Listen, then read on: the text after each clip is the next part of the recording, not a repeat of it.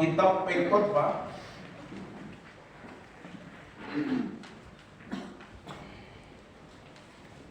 Pengkhotbah pasal 11 ayat yang pertama sampai dengan ayat yang ke-8. Kita akan membacakannya secara bersama-sama. Tema yang diberikan atau tema hari ini yaitu hukum tabur tuai. Hukum tabur tuai. Saudara yang diberkati oleh Tuhan, mungkin kita beranggapan bahwa apakah hukum ini ada atau tidak. Tetapi dalam kebenaran firman Tuhan, hukum tabur tuai ini memang ada. Apa yang kita tabur, itu yang akan kita tuai. Apa yang kita tuai, itu adalah apa yang pernah kita tabur. Dan hukum tabur tuai ini adalah sebuah hukum yang alkitabiah, atau terdapat ayat-ayat Alkitab yang berbicara tentang hukum tabur tuai. Dua kebenaran firman Tuhan yang akan saya baca, yaitu pertama 1 Korintus 12 ayat 58. Karena itu saudara-saudaraku yang kekasih, berdirilah teguh, janganlah goyah, dan giatlah selalu dalam pekerjaan Tuhan. Sebab kamu tahu bahwa dalam persekutuan dengan Tuhan, jerih payahmu tidak sia-sia.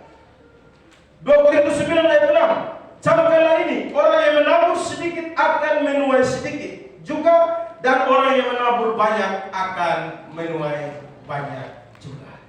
Itu berarti hukum tabur tuai ini adalah perintah Alkitab. Apa yang kita tabur, itu yang kita tuai. Apa yang kita tuai, itu adalah apa yang pernah saudara dan saya pernah menaburnya. Oleh sebab itu, dalam perenungan kebenaran firman Tuhan ini, saya akan memotong dua bagian dalam tema ini. Karena hukum tabur tuai itu, apa yang kita tabur, itu yang nanti kita tuai. Maka saya akan memotong kebenaran tema ini menjadi dua bagian, yaitu tabur dan tuai. Tidak mungkin kita menuai kalau kita tidak menabur. Yang pertama, tabur. Dalam tabur ini pun saya memotong juga menjadi 4 bagian kecil. Yaitu yang pertama, siapa yang menabur. Yang kedua, apa yang ditabur. Yang ketiga, di tempat mana atau kepada siapa kita menabur. Yang keempat, kapan waktu bagi kita untuk menabur, dan berapa banyak yang harus kita tabur. Baru poin yang kedua, yaitu tuai. Yang pertama, mari kita perhatikan. Saya percaya kita sudah tahu Pengkhotbah ini ditulis oleh siapa ya? Oleh Salomo. Ketika dia jatuh di dalam dosa di masa tuanya, dia menyadari keberadaannya, lalu dia menuliskan kitab Pengkhotbah ini. Makanya kitab Pengkhotbah ini nadanya itu pesimis sekali. Tema besarnya yaitu segala sesuatu sia-sia. Baik. Kita akan bahas pertama, yaitu tabur. Siapa yang menabur? Kalau kita perhatikan ayat yang pertama, kedua, 5 dan 6, memang tidak tahu ini kepada siapa ditujukan. Pengkhotbah ini berbicara kepada siapa. Tetapi kita perhatikan ayat yang pertama, ayat yang kedua, 5 dan 6. Ayat pertama, rotimu maka engkau, engkau. Ayat yang kedua, karena engkau, ayat 5. Sebagaimana engkau, demikian engkau, ayat 6. Benimu, tanganmu, karena engkau. Engkau, engkau. Kata ganti orang kedua tunggal mu, dan kata ganti orang ketiga tunggal engkau. Ini kita tidak mengetahui siapa yang dimaksud oleh penulis ini. Tetapi saya percaya bahwa yang dimaksud oleh penulis ini, atau siapa yang dimaksud untuk menabur ini, saya percaya dia adalah seorang yang percaya kepada Tuhan, dan juga orang yang berada. Itu berarti bahwa perintah untuk menabung adalah perintah yang harus dilakukan oleh setiap orang yang percaya kepada Tuhan, dan orang-orang tersebut adalah orang-orang yang berada. Kita semua kan berada, kan? Siapa yang tidak berada? Saya percaya kita semua berada. Kalau saya tanya kalau siapa yang kaya, pasti sedikit yang angkat. Tapi kalau saya tanya siapa yang berada, semua kita berada. Di rumah kita ada atau tidak? Ada. Entah itu apa adanya saya tidak tahu. Apanya yang ada, tapi yang jelas kita berada. Dan kitalah yang dimaksud oleh Salomo untuk menabung. Lalu kalau kita sudah tahu siapa yang menabung, yang kedua sekarang adalah apa yang harus apa saja yang harus ditabung. Perhatikan ayat 1, 2, dan 6. Ayat 1 dikatakan bahwa rotimu. Ayat 6, benihmu. Ayat yang kedua, bahagia. Kalau dalam terjemahan bahasa Indonesia sehari-hari, ayat 1 ini, dia bukan katakan lemparkanlah rotimu, tidak. Atau lemparkanlah rotimu ke air, tidak. Tapi kalau dalam bahasa Indonesia sehari-hari dikatakan bahwa tanamlah uangmu di dalam tanah. Lalu ayat 6 bilang benihmu. Itu berarti uang atau roti atau benih itu merupakan bekal, harta yang dimiliki oleh orang ini. Uangmu, rotimu, benihmu harus ditanamkan, harus dilemparkan. Roti, uang, dan benih ini merupakan perbekalan dan kebutuhan manusia. Dan inilah yang disuruh oleh pengkhotbah untuk lemparkan, untuk taburkan, untuk camkan, untuk tanamkan. Berarti jelas bahwa apa yang kita harus tabur, rotimu, uangmu, benihmu, yang merupakan perbekalanmu atau merupakan kebutuhan hidupmu. Saya tertarik di ayat yang kedua. Ayat yang kedua dikatakan begini, berikanlah bahagia. Entah ini apa, saya tidak menemukan. Saya mencoba untuk merenungkan firman Tuhan ini, bukan mencoba, tapi saya merenungkan kebenaran firman Tuhan. Saya tidak temukan bahagia apa yang dimaksud oleh penulis ini. Tetapi yang jelas ada sesuatu yang keluar atau ada sesuatu yang diberikan oleh seseorang yang mempunyai kepada orang lain. Itu maka saya dapat simpulkan bahwa apa saja yang ditabur, pengkhotbah memerintahkan untuk setiap orang yang percaya kepada Kristus, orang yang percaya dan yang berada, kita wajib menabur. Kita wajib menabur kebutuhan kita, perbekalan kita kepada orang lain. Entah itu roti kah, entah itu uang kah, entah itu apapun yang ada pada kita. Itu kira-kira yang saya dapatkan. Yang ketiga, di tempat mana atau kepada siapa benih itu kita temukan. Ayat 1 dan 2 ini adalah kiasan. Ayat 1 dan 2 ini adalah sebuah kiasan sebagai ajaran supaya orang-orang yang berada dan yang telah percaya itu memberikan sedekah kepada banyak orang. Saya dulu pikir dari tema ini dikasih, saya baca ini, 1-2 hari juga belum mengerti saya. Ternyata ayat 1 dan 2 ini adalah sebuah kiasan untuk memerintahkan kepada kita sebagai orang-orang yang percaya untuk memberi sedekah dari apa yang kita punya, entah itu uang kah, roti kah, yang menjadi perbekalan dan kebutuhan hidup kita, kepada banyak orang. Lemparkanlah rotimu ke air. Apa itu air? Mari kita perhatikan. Dalam targum Yahudi, targum ini adalah penjelasan atau parafrase dan pengembangan lisan mengenai Alkitab Ibrani yang biasa dilakukan oleh para rabi Yahudi untuk para pendengarnya pada waktu itu. Dalam targum Yahudi itu bunyinya hampir sama seperti ayat yang pertama. Berikanlah roti yang bergizi kepada orang miskin yang pergi dalam kapal-kapal di atas permukaan air, sebab lama berselang engkau akan memperoleh pahalanya dalam dunia yang akan datang. Ada pepatah Mesir dan juga pepatah Turki kuno juga bunyi seperti ini. Lemparkanlah rotimu ke air dan nanti engkau pasti akan mendapatkannya.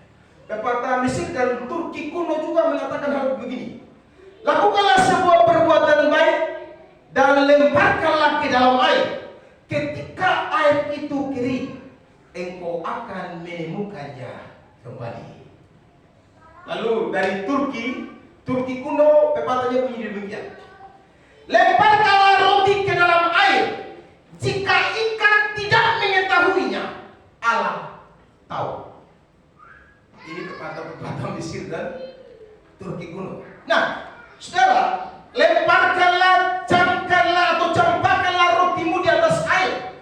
Di sini Salomo menyinggung tentang cara pertanian di negara-negara timur kuno, bukan timur.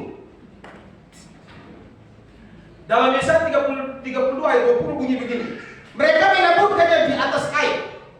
Mereka menyebabkan tanah diinjak oleh lembu kuda dan keledai yang kedalamannya mencapai setengah kaki. Dan inilah cara mempersiapkan lahan untuk disemai. Dan saat mereka menabur di air, maka mereka memindahkannya ke dalam air. Salomo bermaksud menekankan sikap murah hati kepada orang miskin. Di atas air itu, pada permukaan air itu, pada permukaan tanah itu digenangi oleh air dan disuruh untuk kita menabur, disuruh kita melempar atau mencampakkan benih itu. Kalau air itu atau lahan itu penuh dengan air, ditutupi dengan permukaan air, kemungkinan kecil untuk dia mendapatkan panen hasil. Jadi ketika kita disuruh untuk melemparkan roti ke dalam air, kemungkinan punya potensi kemungkinan kecil untuk bisa bertumbuh. Dan air yang dimaksud di sini adalah orang-orang miskin, orang-orang yang tidak mampu. Jadi kita disuruh untuk melemparkan roti ke dalam air, punya potensi kemungkinan kecil untuk mereka bisa membalas apa yang kita berikan bagi mereka. Jadi air di situ, karena kalau kita lempar benih di dalam air yang begitu banyak, itu potensinya kemungkinan kecil untuk hidup. Maka kita dianjurkan untuk melemparkan roti, melemparkan kenakalan, melemparkan uang kita, melemparkan harta yang kita miliki kepada orang miskin. Karena apa? Orang miskin punya kemungkinan kecil untuk membalas apa yang engkau berikan bagi dia.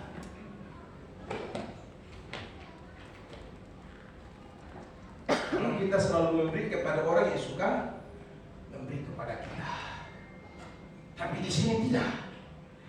Di mana tempat kita menabur, di mana tempat kita memberikan, kita diperintahkan untuk memberikan kepada orang-orang yang tidak mampu, yang punya potensi kemungkinan kecil untuk bisa membalas apa yang kita berikan bagi mereka. Ini maksudnya, lemparkanlah rotimu di dalam air. Kemungkinan dia kembali tidak. saudara yang diberkati oleh Tuhan, perhatikan Lukas 14, 12, 14. Lukas pasal 14 ayat 12 dan 14 saya akan bacakan. Dan Yesus berkata, ini waktu dia menghadiri sebuah perjamuan ketika dia diundang. Dia lihat orang banyak duduk di depan, lalu dia mengatakan kalimat ini dalam Lukas 14, 12 dan 14. Dan Yesus berkata juga kepada orang yang memandang dia, mengundang dia, apabila engkau mengadakan perjamuan siang atau perjamuan malam, janganlah engkau mengundang sahabat-sahabatmu, atau saudara-saudara, atau kaum keluargamu, atau tetangga-tetanggamu yang kaya, karena mereka akan membalasnya dan mengundang engkau pula. Dan dengan demikian, engkau mendapat upahnya. Ayat 14, tetapi apabila engkau mengadakan perjamuan, undanglah orang-orang miskin, orang-orang cacat, orang-orang lumpuh dan orang-orang buta. Ayat 14, dan engkau akan berbahagia karena mereka tidak mempunyai apa-apa untuk membalaskannya kepadamu. Ya. Kalau kita memberi kepada orang yang berada, tidak ada makna bagi dia. Tapi kalau kita memberi kepada orang yang tidak berada, tidak mempunyai, sangat berarti bagi dia. Dan punya kemungkinan besar dia tidak bisa membalas apa yang kita berikan. Dan orang-orang itu layak ditabur, layak diberi, layak ditanamkan. Jadi kalau buat pesta atau memberi, jangan kepada tetangga-tetanggamu, jangan kepada kaum keluargamu, sahabat-sahabatmu. Kenapa? Mereka pun akan melakukan hal yang sama. Dan dalam hal itu, engkau sudah mendapat upahnya. Saudaraku yang diberkati, ayat yang ke-7 dikatakan begini, berikanlah kepada tujuh orang sebagian dari harta atau kekayaan atau perbekalan yang engkau miliki. Ini juga Salomo mengangkut atau menyinggung tentang kebiasaan kuno, tradisi kuno, yaitu adat istiadat, di mana para pemimpin pesta membagi-bagikan bagian kepada setiap tamu dan juga mengirimkan kepada orang miskin. Saya akan membaca dalam 2 Samuel 6 ayat 19.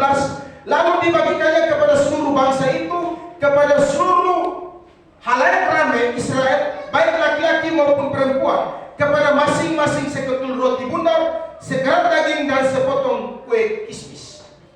Nehemia 8 ayat 11 dan 13. Lalu ia berkata kepada mereka, pergilah kamu, makanlah sedap-sedapan dan minumlah minuman manis, dan kirimlah sebagian kepada mereka yang tidak sedia apa-apa. Esther 9 ayat 22. Karena pada hari-hari itulah orang Yahudi mendapat keamanan terhadap musuhnya, dan dalam bulan itulah duka cita mereka berubah menjadi sukacita, dan hari perkabungan menjadi hari gembira. Dan supaya menjadikan hari-hari itu hari perjamuan dan sukacita, dan hari untuk antar mengantar makanan dan bersedekah kepada orang-orang miskin. Lalu apa yang dikatakan bilang kalau bisa 8, jangan 7, kalau bisa 8 orang.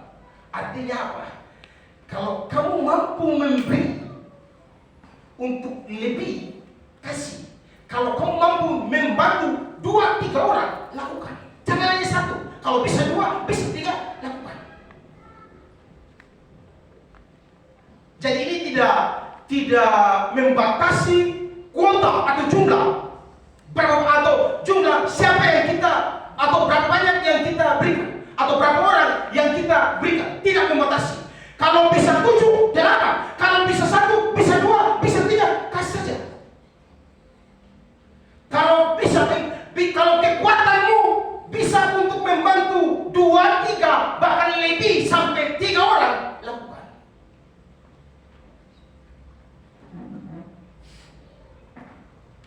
Karena alasan di ayat yang kedua ini tidak kasih tahu. Kalau tadi bilang nanti engkau mendapatkannya nanti, tapi alasan di ayat kedua, kenapa kita harus kasih 7 sampai 8 orang? Alasannya tidak kasih tahu, tapi alasannya ada di sini. Karena engkau tidak tahu malah kita tidak tahu malapetaka apa nanti akan terjadi dalam hidup kita. Kita tidak tahu, mungkin hari ini kita memberi kepada si A, kita tidak tahu, kita menunda-nunda waktu, besok dia pergi, meninggal, kita tidak sempat. Atau mungkin kita ingin memberi, kita tidak tahu, besok atau lusa kita bisa bangkrut, kita bisa jatuh miskin, kita tidak punya kesempatan lagi.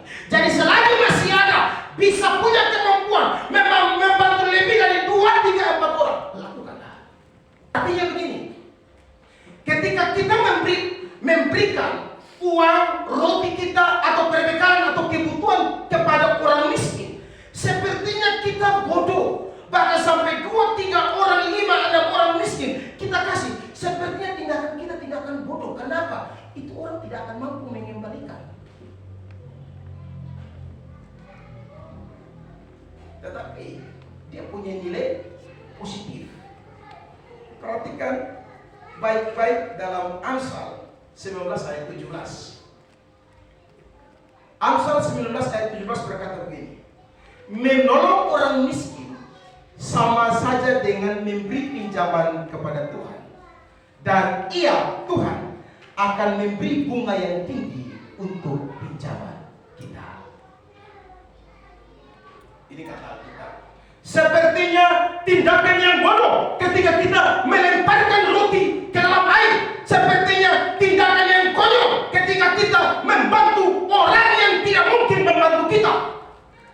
Tapi Amsal bilang kita sedang meminjam kepada Tuhan, dan Tuhan akan memberi bunga yang tinggi kepada kita. Amin. Amin. Saudara yang diberkati oleh Tuhan, analogi yang dikasih itu analogi ayat 3. Itu analogi, perumpamaan. Dan saya tidak membahas analogi semuanya ayat 3, tapi saya membahas hanya cuma analogi hujan. Dikatakan begini di ayat yang ketiga,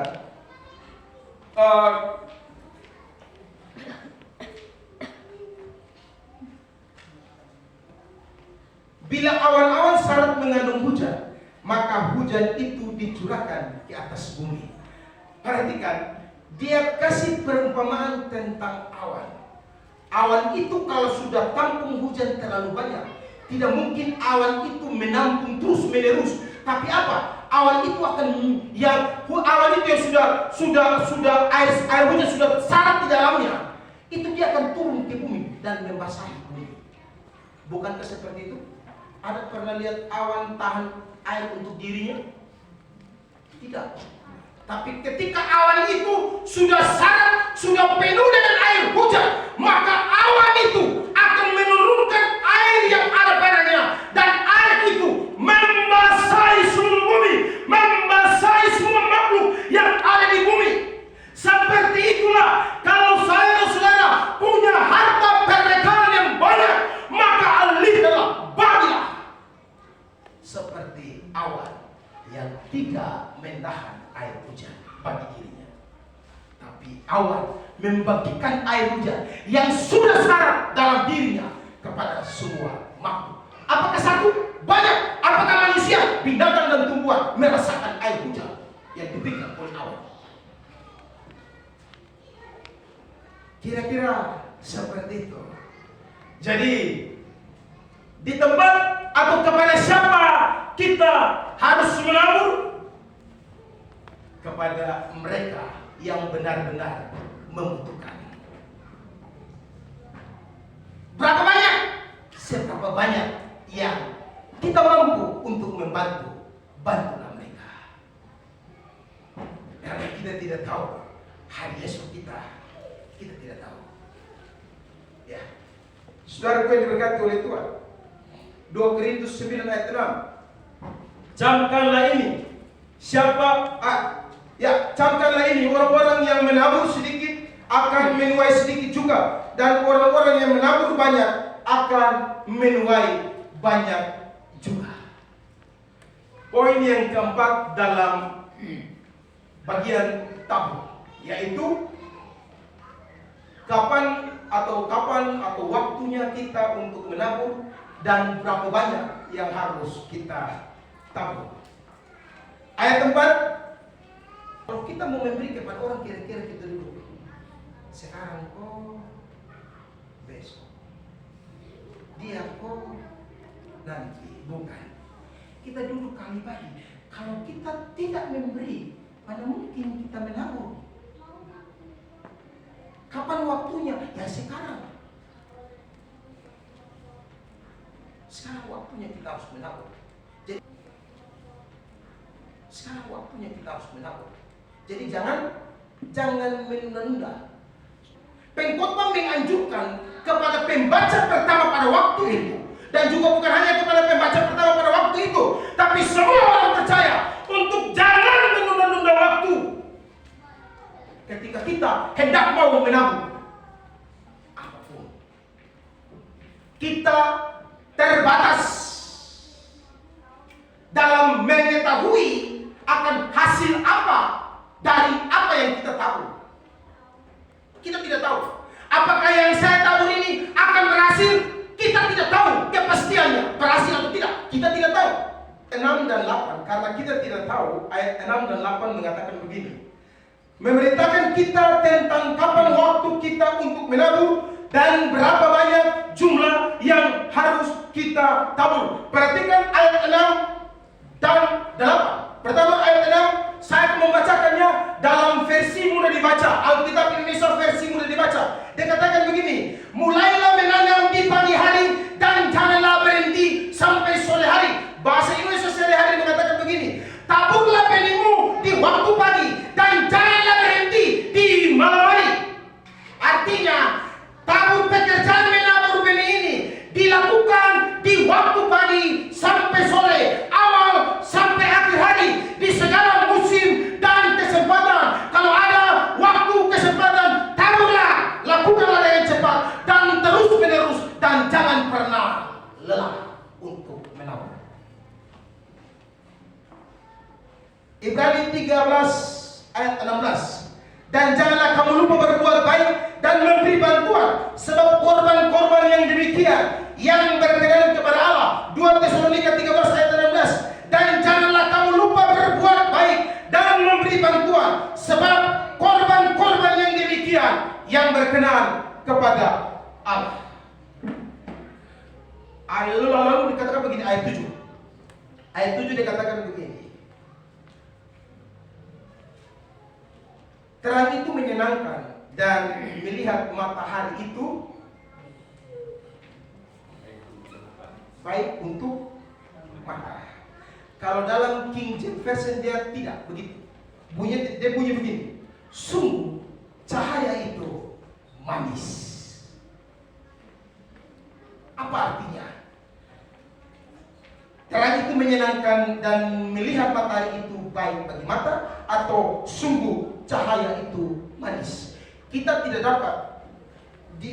bisa memungkiri bahwa kehidupan sekarang ini merupakan berkat yang paling besar. Ya. Namun hal ini, berkat yang besar atau kehidupan sekarang ini, itu sifatnya sementara, tidak abadi. Karena perhatikan di ayat yang ke-8, kalau umur panjang, biarlah ia bersuka cita di dalamnya, tetapi hendaklah ia ingat akan hari-hari yang gelap, yang dimana hari-hari yang gelap itu jangka waktunya lebih panjang daripada hari-hari hidup kita di dunia ini. Kalau begitu, karena hidup kita di dunia ini singkat dan kita lebih banyak di dalam perut bumi atau di dalam lubang tubuh kita, maksud saya, kalau begitu kita harus menabur waktu kita masih hidup di dunia yang sementara ini. Amin. Amin. Di dunia orang mati tidak ada kesempatan untuk bertobat, tidak ada kesempatan untuk menabur. Setelah kita mati, kita tidak punya kesempatan untuk menabur. Kapan waktu kita menabur? Sekarang. Setiap waktu, setiap ada kesempatan. Saudaraku yang diberkati oleh Tuhan,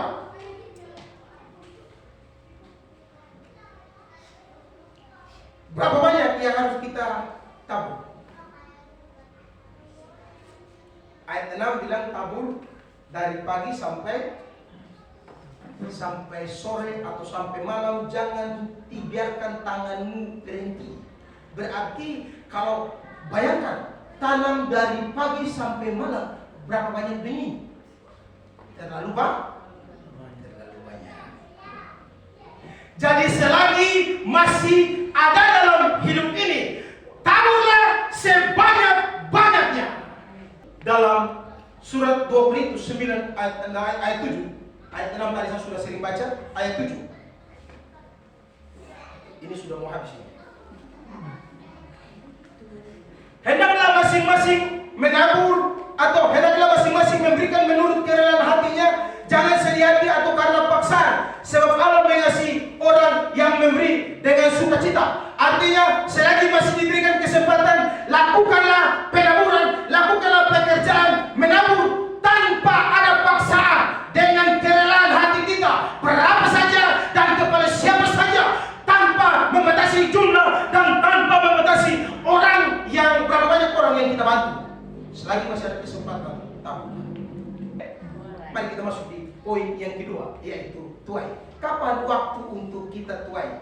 Kepastian waktu tidak ada untuk menuai, tapi kepastian untuk menuai ada.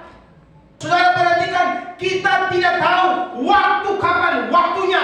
Memang kita tidak tahu, ayat ini tidak memberitahu, tapi kita kalau membaca seluruh ayat firman Tuhan, kita akan mengetahui kapan waktunya kita menuai. Saya baca ya. Matius 16 ayat 27.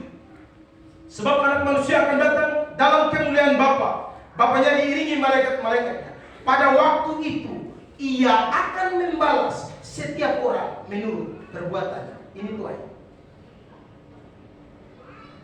Roma 14 ayat 10. Sebab kita semua harus menghadap takhta pengadilan Allah. 12. Demikianlah setiap orang di antara kita akan memberi pertanggungjawab tentang dirinya sendiri kepada Allah.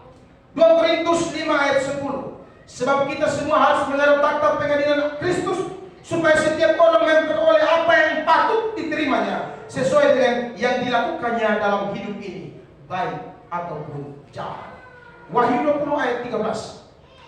Maka laut menyerahkan orang-orang yang ada di dalamnya, dan maut dan kerajaan maut menyerahkan orang-orang mati yang ada di dalamnya, dan mereka dihakimi masing-masing menurut perbuatannya. Wahyu 22 ayat 12. Sesungguhnya aku datang segera, dan aku membawa upahku untuk membalaskan kepada setiap orang menurut perbuatannya. Berarti waktu kita menuai, yaitu waktu kedatangan Kristus kedua kali. Tidak sedikit pengkhotbah yang mengatakan, yang mengajarkan, tabur hari ini maka tuai juga hari ini. Kalau kamu tabur banyak, Tuhan akan berikan kepadamu di dunia ini 10, 20, 30, bahkan 100 kali lipat. Tapi bagi saya kadang-kadang memang benar Tuhan mengizinkan kita menuai apa yang kita tabur di dunia ini. Tetapi tempat untuk menuai yang sejati bukan di dunia ini, tetapi yang akan datang. Sebab itu arahkan hati kita kepada upah yang kekal. Kumpulkanlah hartamu di dalam kerajaan surga. Karena kalau kita kumpulkan harta di bumi, ngengat dan karat, pencuri bisa memakannya. Tapi selagi masih ada di dunia ini, kita kumpulkan harta kita di surga. Kalau nanti Yesus datang kedua kali, Dia akan memberikan harta yang telah kita kumpulkan di surga. Begitu banyak orang yang kecewa karena memberi, tetapi banyak sekali mereka tidak mendapatkan apa-apa. Jangan kecewa. Waktunya memang tidak pasti, tapi kepastian untuk memanen apa yang kita tabur adalah sesuatu yang pasti, dan itu akan dilakukan pada kedatangannya yang kedua kali. Jadi demikianlah firman Tuhan. Saudaraku yang diberkati oleh Tuhan, saya ingin menutup kebenaran firman Tuhan ini dengan beberapa ayat Alkitab. Matius 10 ayat 42. Dan barang siapa memberi air sejuk secangkir saja pun kepada salah seorang yang kecil, karena ia muridku, aku berkata kepadamu, sesungguhnya ia tidak akan kehilangan upahnya daripadanya. Bayangkan, secangkir air putih saja, air putih, apalagi air putih itu campur dengan teh atau kopi, berapa banyak upahmu? Secangkir air putih saja tidak akan kehilangan upah, apalagi kopi, apalagi teh, apalagi esu-esu.